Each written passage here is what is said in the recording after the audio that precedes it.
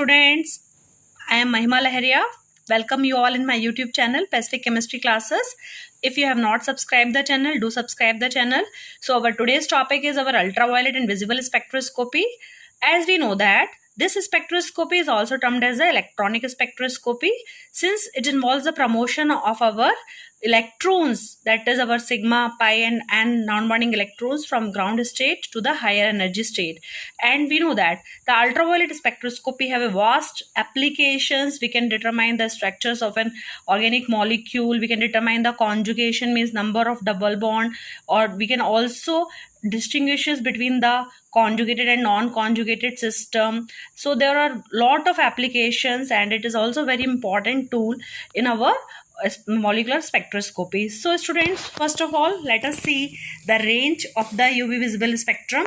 So we can say that the UV visible region lies between our in between 800 to 200 nanometer, and the most important region for this is it lies between the 400 nanometer to 200 nanometer, means this is the near UV. And if we study the molecule in the range between 200 nanometer to 100, it is a vacuum UV. So we can say that as it is told that it is a UV visible, so we will also consider our visible range, that is 400 nanometer to 800 nanometer. And we know that as the wavelength increases, okay, so the energy will goes on decreasing. And as we are in the near UV, this is the most important region for any organic chemist. So we will just see that as the other name is electronic spectroscopy. So the ultraviolet spectroscopy, the notes also I have prepared for you all, so note, pen down them. So the range of UV visible is 200 nanometer to 800 nanometer. UV spectroscopy is a type of absorption spectroscopy. So one of my video introduction of spectroscopy I have covered a lot. So we know that there is emission spectroscopy also as well as absorption. So it is mainly a type of absorption spectroscopy. Why? Because if we are saying absorption, means the sample will absorb the radiation, and UV spectroscopy deals with the study of absorption of UV radiation, which ranges from 200 to 400 nanometer. Means if we talk particularly of ultraviolet, it is about 400 nanometer to 200 nanometer, and if we cover it up to 800, it will be termed as UV visible range. So UV spectroscopy is also termed as electronic spectroscopy, as the energy absorbed in the UV region by organic molecules cause the transition of the valence electrons in the molecule. So the word important is here our electrons, because the valence electrons will undergo the transition, so the name is our electronic spectroscopy. So my dear students, how many types of electrons are there? You have already studied now. So there, if we see this, if we say any molecule, suppose if we talk about methane. So how many types of bonds are there in the structure of methane? There is only sigma bond, as we know that only sigma electrons.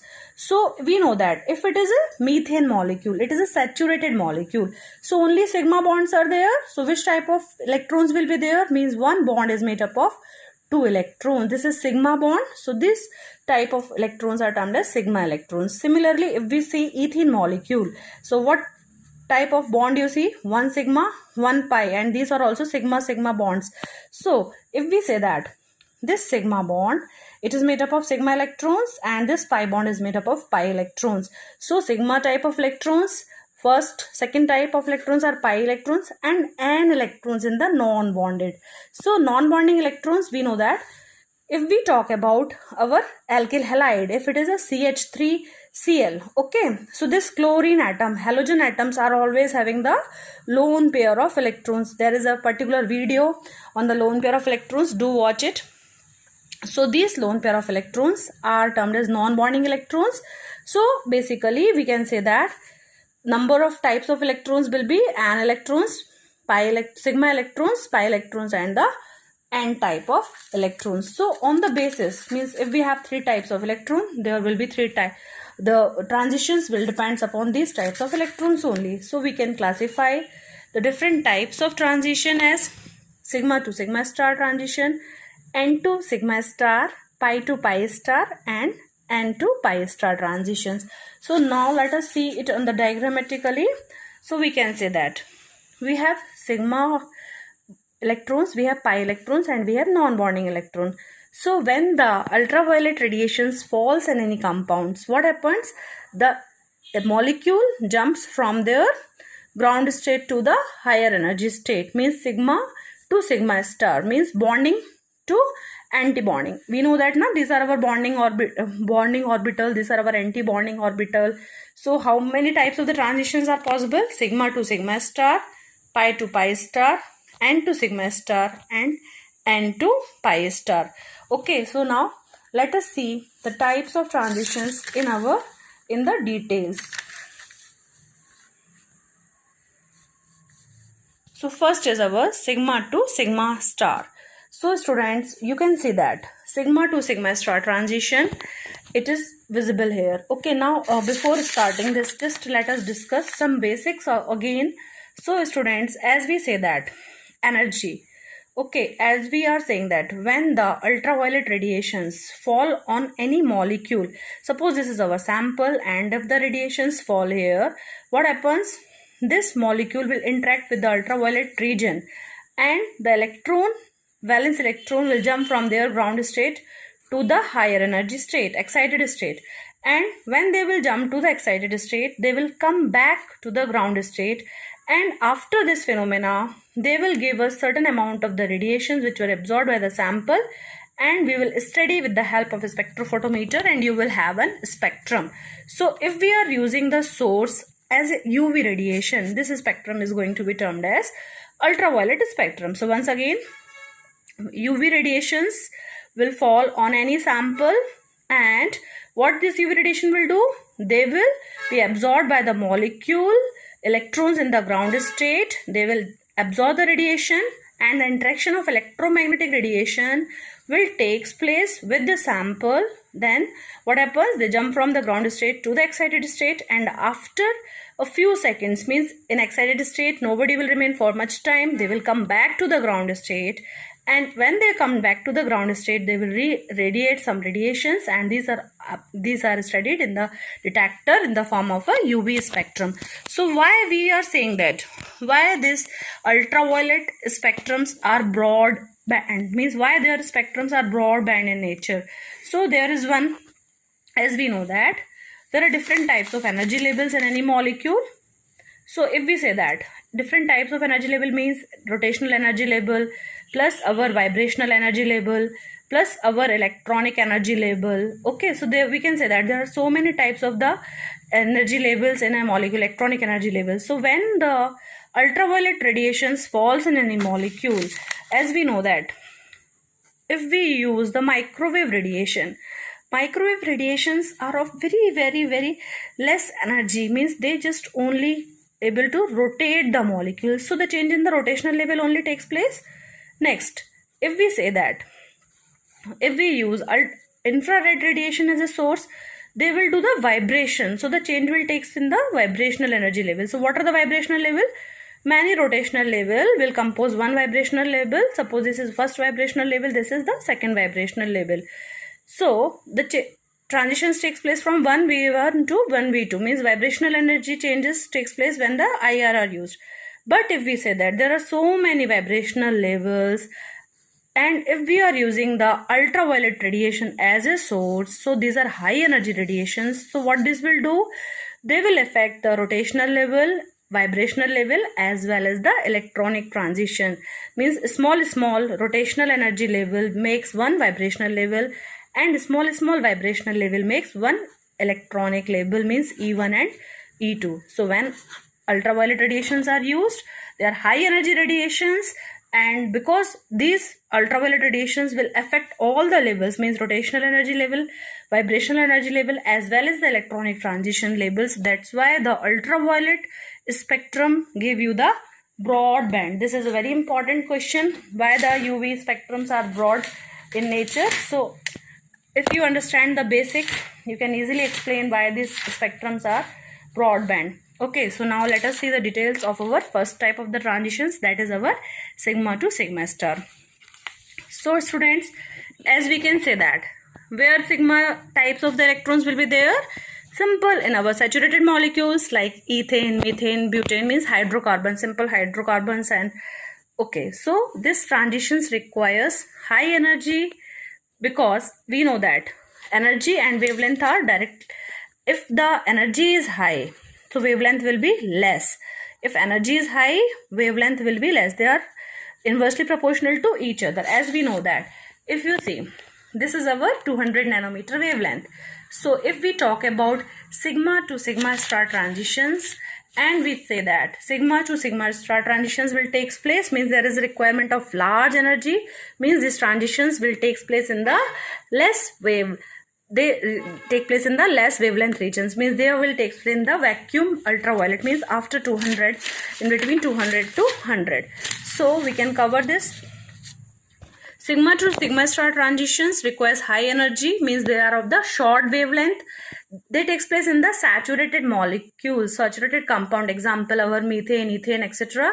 As we can say that methane structure we know now, so there are only sigma electrons, so there will takes place only sigma to sigma star transitions, and they will show the maxima at 122 nanometer, okay, or we can say that approximately 125, like so on. And this region below 200 nanometer is termed as our vacuum ultraviolet, means sigma to sigma star transitions takes place in the vacuum ultraviolet region. The transition of electron from bonding sigma orbital to higher energy antibonding sigma star orbital will takes place.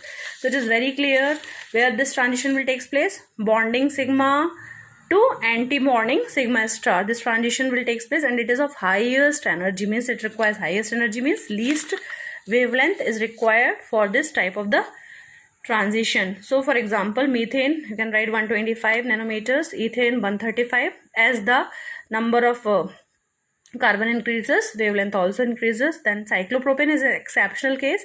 Here this transitions takes place at 190 nanometer. So we can say that mostly spectrophotometer, they cannot operate at the wavelength less than 180 to 200. So this type of the transitions cannot be observed very clearly, because nowadays the spectrophotometer, they will not cover very nicely the vacuum UV. So at least we need the range above 200. So I hope up to here it is clear to you all. Now let us see our next. So it is N to sigma star. So N, what are N? So once again I will tell you what is N. N is a non-bonding electron, or we say that the lone pair of electron. So as we know the heteroatom, nitrogen, oxygen, sulfur. So nitrogen, what is atomic number? It is our 7.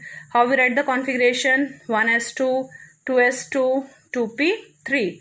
So what is the outermost shell here? It is second. Okay, 2. So how many lone pair of electrons are there in nitrogen, my dear students? What is the lone pair definition and non-bonding definition is that it is the number of electron pair present in the outermost shell. So what is the outermost shell of nitrogen? It is 2p or 2s? No, it will be only 2. Okay, so how we write the configuration? Like this you will write the configuration, na? So what is the lone pair or non-bonding electron pair? It is the number of electron pair present in the outermost shell. So 2s2 and 2p3. So this is a pair of electron, and these three are non-bonding. Sorry, these are unpaired, na? So how we write it as 2px1, 2py1 and 2pz1. So these are the single. They can be paired, but this is already pair. So this is a lone pair or the non-bonding pair. Similarly, oxygen will have the 2 lone pair of electron. Okay, and we know that the halogen family, Fir, Kal, Bahar, I, Auntie, and so all these are having the 3 lone pair of electron. Okay, so remember, 1 lone pair in the nitrogen, 2 in the oxygen, and halogens all are having the 3 lone pair of electron. So whenever transitions involving N means the non-bonding electron which is present in the heteroatom. Hetero means other than carbon, we can say that, because generally organic molecules have carbon everywhere. So if it is N to sigma star transitions, so what we can say that this transitions takes place in the compound with one heteroatom with the lone pair of electrons. Example, saturated halides. So halogens came here, means if it is CH3Cl, alcohol, C2H5OH, so oxygen is heteroatom. Ether, what is the formula of ether? CH3OCH3, you can take aldehyde, CH3CHO. So there is oxygen, okay, so you can relate. Amines mein nitrogen will be there. So the energy required for N to sigma star transition is less than the sigma to sigma star. So just let us see, as we can see this diagram, N to sigma star, na energy is more here, it is less than comparison to sigma star. So definitely if less energy, more wavelength will be there. So this type of the transitions will give the absorption when near 180 to 200 nanometer. So what are the examples? Sulfides, so sulfur will be there, so disulfides, thiols means SH group will be there. Okay, amines, iodides, bromides, all will show the weak bands in our this type of transition. So for example, if it is a trimethylamine, so what we are getting the value for the N2 sigma star taking place is 227 nanometer. Okay, and it also gives a sigma to sigma star transitions in the 90 nanometer range. So you can take the screenshot and you can complete your notes. So next, our third type of the transitions is our pi to pi star transitions. These are also very important. Okay, so pi to pi star transitions when takes place, the bands we will get are also termed as the K band. So I will cover these details of the K band in my next video. So here we can see that from the name understood, na, pi to pi star. So where this transition will take place, where is our pi bonds, means our alkenes, alkynes, unsaturated compounds. Okay, so this transition takes place from one electron from bonding pi orbital to anti-bonding pi star. Okay, so it is very clear, pi to pi star, it will take place from pi bonding to pi anti-bonding. So pi to pi star transitions, they are also required the less energy than our sigma to sigma star transitions, and also from the N to sigma star transition. So at what wavelength in between these transitions takes place? Around 170 to 190 nanometer range. And these transitions are observed in the compounds like alkenes, alkynes, aromatic compounds, cyanides, azo compounds, means wherever there will be double or triple bond, this type of the transition are observed. So pi to pi star transition needs less energy than sigma and to sigma star transitions. And for alkene, generally they are observed between 170 to 190, and I have already made one video for the conjugation and chromo-4-oxochrome.